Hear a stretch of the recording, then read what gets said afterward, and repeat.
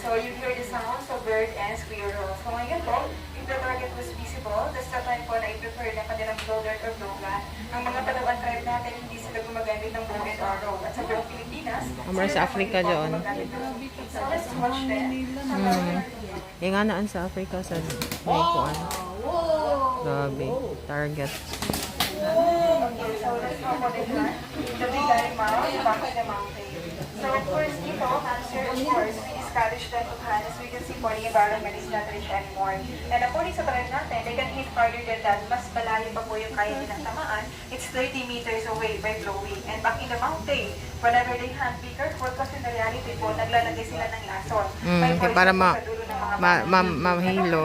Dito po ang tawag. So, pinapalagta nila yung ganda and mix it with the other plant. Ito po yung may